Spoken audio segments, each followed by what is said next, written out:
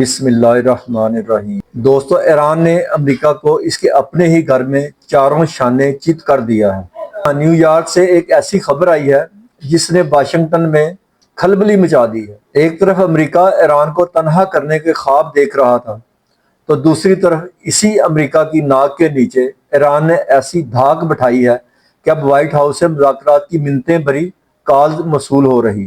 آج کی ویڈیو میں ہم بات کریں گے آخر سپر پاور کہلانے والے ملک ایران کے نائب صدر بننے پر اتنا سیخ پا کیوں ہیں، اور ٹرمپ صاحب ناراضگی کے باوجود فون لائنیں کھلی رکھنے کی دہائیاں کیوں دے رہے ہیں۔ قصہ کچھ یوں ہے کہ نیو یارک میں ایٹمی عدم پھیلاؤ کی ایک عالمی کانفرنس ہوئی ہے۔ امریکہ کا پورا زور تھا کہ ایران کو دیوار سے لگایا جائے، لیکن ہوا اس کے بالکل الٹ۔ دنیا نے ایران کو اس عالمی کانفرنس کا نائب صدر منتخب کر لیا۔ بس کیا تھا، امریکی نمائندے کرسٹوفر کا پارا ہائی ہو گیا۔ غصے میں کہنے لگے یہ تو معاہدے کی توہین ہے، مگر یہاں ایران کے رضا نجفی نے وہیں کھڑے ہو کر کرسٹوفر کو وہ آئینہ دکھایا کہ پوری محفل دنگ رہ گئی۔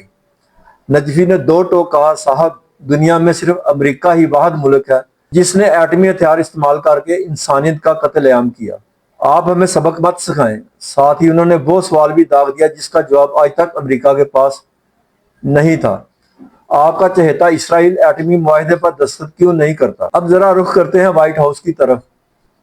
ڈونلڈ ٹرمپ بظاہر تو ایران کی نئی تجاویز سے خوش نہیں ہیں، لیکن ان کا لہجہ بتا رہا ہے وہ دباؤ میں ہیں۔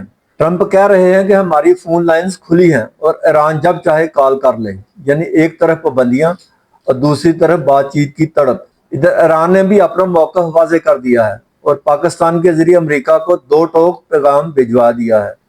ایران نے امریکہ سے پہلے جنگ بندی کی گارنٹی مانگی ہے، دوسرا معاشی ناکہ بندی ختم کرنے کا مطالبہ بھی کیا ہے، اور امریکہ کو باور کرایا ہے کہ پرامن ایٹمی پروگرام ایران کا حق ہے، اسے بھی تسلیم کیا جائے۔ صرف یہی نہیں، ایران کو اب روس کا بھی کھل کر ساتھ مل گیا ہے۔ صدر پوٹن نے ایرانی وزیر خارجہ عباس اراغچی کو یقین دلایا ہے روس ایران کے ساتھ چٹان کی طرح کھڑا ہے۔ اراغچی صاحب کا تو دعویٰ ہے کہ ٹرمپ اس لیے مذاکرات کی درخواستیں کر رہے ہیں کیونکہ امریکہ ایران کے خلاف اپنی چھوٹی بڑی تمام جنگوں میں بری طرح ناکام ہو چکا ہے۔ دلچسپ بات یہ ہے کہ اب ٹرمپ کے لیے وقت بھاگ رہا ہے، وسط مدتی انتخابات سر پر ہیں، اور خطے میں امریکی فوجوں کا طویل قیام ان کے لیے سیاسی اور معاشی خودکشی ثابت ہو سکتا ہے۔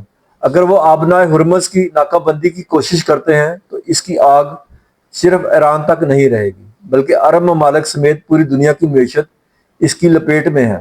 اب تو جرمن چانسلر نے بھی یہ کہہ دیا ہے کہ یہ جنگ فضول ہے اور اس کے اثرات یورپ سے ایشیا تک سب کو بھگتنے پڑیں گے۔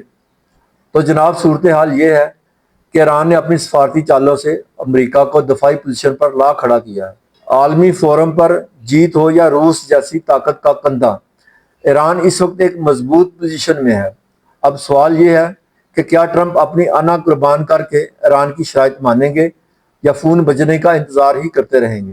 آپ کا اس بارے میں کیا خیال ہے کہ امریکہ اب مزید دباؤ برداشت کر پائے گا؟ کمنٹس میں اپنی رائے ضرور دیں، اور ہاں، ایسی ہی دلچسپ اور حقائق پر مبنی ویڈیوز کے لیے اپنے اس چینل نیوز آف تنگڑ کو سبسکرائب کرنا نہ بھولیں۔ اگلی ویڈیو تک کے لیے اللہ حافظ۔